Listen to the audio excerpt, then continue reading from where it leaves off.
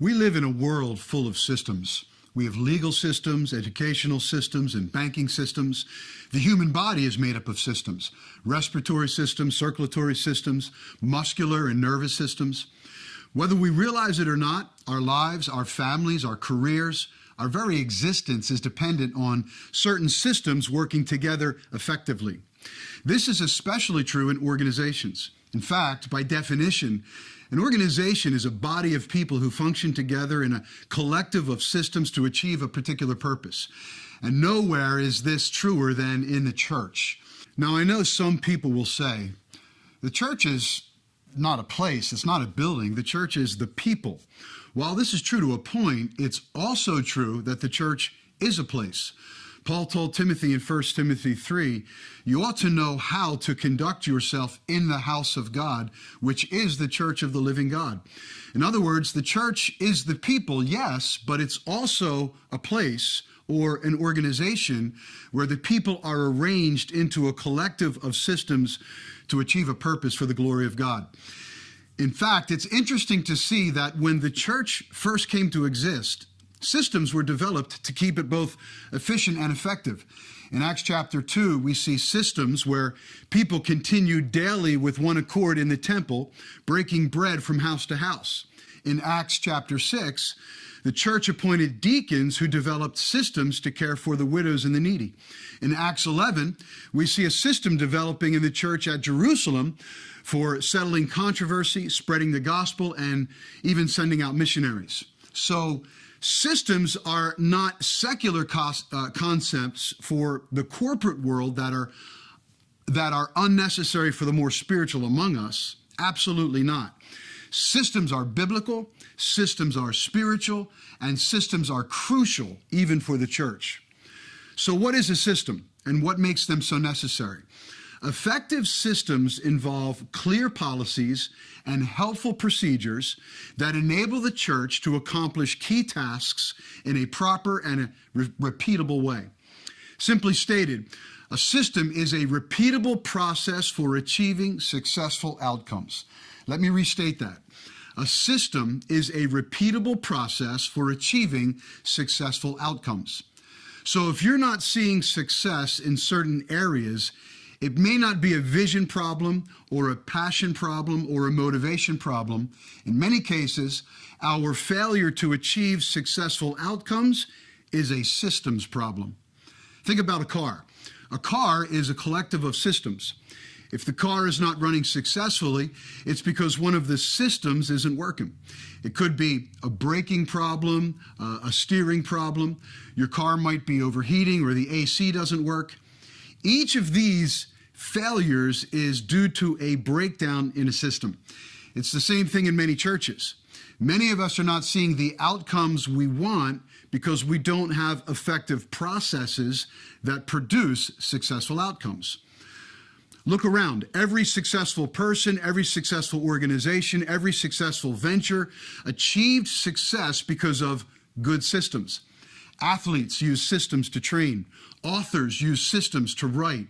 The iPhone is a result of systems. Your computer was fabricated by systems. Health and fitness are achieved through systems to manage eating and exercise. Teachers use systems in the classroom. The military uses systems to train recruits. And every successful church stays healthy and achieves success because they use systems. Now, you might say, well, I just pray and preach the word and trust God. And I don't at all want to minimize the importance of prayer and trusting God, but there is also such a thing as lazy leadership. Leadership is not just praying and preaching. If that's what you call leadership, you're doing it wrong. Leadership is about rallying people around a vision, uniting them in that vision, and moving them toward the fulfillment of that vision. And how you do that is where systems come into play. Systems are the hard work of leadership. Systems are about identifying key target areas and creating effective, repeatable processes that empower your people to achieve the outcomes you want. Listen, if you're not developing systems, you're not leading. You may have a title, you may have a vision, But if you're unable to cast that vision in terms of the systems required to achieve the vision, you're not a leader. You're a dreamer. You're like a big, beautiful car with no engine, no wheels, no steering, no ignition, no systems to move that car forward. And this is where many leaders stall out and fail.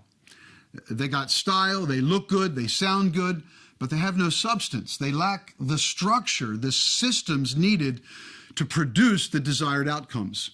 Leaders, let's not stall out. Don't be a big, beautiful car without any systems. Let's do the hard work of leadership. Let's get our hands dirty, our knees dirty. Let's get down into the mud and mire of leadership and build the structures that make things work. Now, if we're going to do the work of building effective systems, there are a couple of attitudes we need to have.